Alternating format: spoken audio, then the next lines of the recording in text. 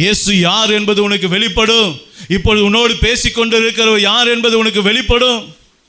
இன்றைக்கு என் அன்பு தேவ பிள்ளைகளே, கர்த்தருடைய சத்தத்துக்கு செவி கொடுங்க. கர்த்தருடைய மேலான சத்தத்துக்கு செவி கொடுங்க.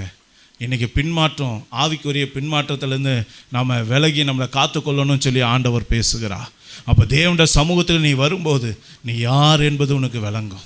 உங்ககிட்ட என்ன குறைவு இருக்குதுன்னு விளங்கும். உன் பின்மாற்றத்துக்கு என்ன காரணம் என்பது விளங்கும். நீ எம்மாவூருக்கு போக காரணம் என்ன, நீ எதிர்பார்த்த காரியம் என்ன, தேவன் கொடுத்த காரியம் என்ன, நல்லா புரிந்து கொள்ள. தேவன் இருக்க சொன்னது எருசலேம். இடுக்கமான வாசல் வழியாக உட்பிரவேசிக்க வகை தேடுங்கள். சிலர் அதை விட்டு என்ன பண்ணுறாங்க, விசாலமான வாசலை தேடுறாங்க. விசாலமான வாசல் எங்கே கொண்டு போகுது? நரகத்துக்கு கொண்டு போகுது. சொகுசான வாழ்க்கை நரகத்துக்கு கொண்டு போகும். ஆனால் தேவனை தேடுகிற எருசலேமில் இருந்தீங்கன்னா, தேவனை ஆராதிக்கிற எருசலேமில் இருந்தீங்கன்னா, தேவ பிரசன்னம் இருக்கிற சபையில் இருந்தீங்கன்னா, தேவனுடைய பிரசன்னம் இருக்கக்கூடிய இடத்துல நீங்கள் நானும் இருப்போமே. ஆனால் என் அன்பு தேவ பிள்ளைகளே, அங்கே நடந்த அற்புதம், அங்கே நடந்த உயிர்த்தெழுதல் உன் வாழ்க்கையில் ஒவ்வொரு நாளும் நடக்கும்.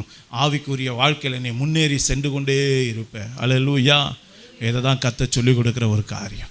அப்போ 2 காரியத்தை பார்த்தோம். ஒன்று, அவர் நம்மை காணும்போது நம்முடைய பிரச்சனைகளுக்கு கர்த்தர் அந்த ஒரு பதிலை கொடுக்கிறார். 2வது, அவர் நம்மை காணும்போது நம்முடைய வாழ்க்கையில் ஆசீர்வாதத்துக்கு தடையாய் இருக்கிற காரியங்களை கர்த்தர் காட்டி கொடுக்கிறார். 3வது ஒரே ஒரு வசனத்தை வாசிச்சுட்டு நம்ம ஜெபிக்க கடந்து செல்வோம். யாத்திராகமம் 33:11 வாசிங்க. ஒருவன் தன் சிநேகிதனோட பேசுவது போல ஆமே கர்த்தர் மோசேயோட முகமுகமாய் பேசினார். ஆமே. பின்பு அவன் பாளையத்துக்கு திரும்பினான்.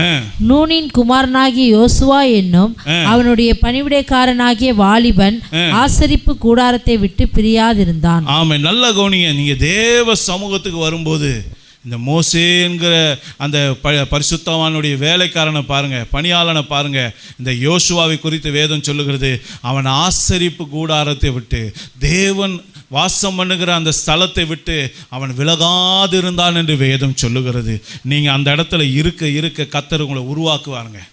அவன் முதல்ல இருக்கும்போது சாதாரண ஒரு வேலைக்காரனாக தான் இருந்தான். ஆனால் இப்போ கர்த்தர் அவனை மோல்டு பண்ணுறாரு, அவனை உருவாக்குறாரு.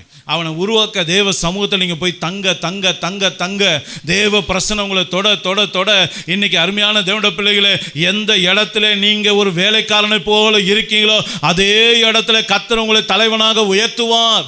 தேவ சமூகம் நீங்கள் உருவாக்கப்படுகிற இடம், தேவ சமூகம் உங்களை நல்ல மோல்டு பண்ணுகிற இடம், அவர் விரும்புகிற நல்ல பாத்திரமாக வணைகிற இடம்.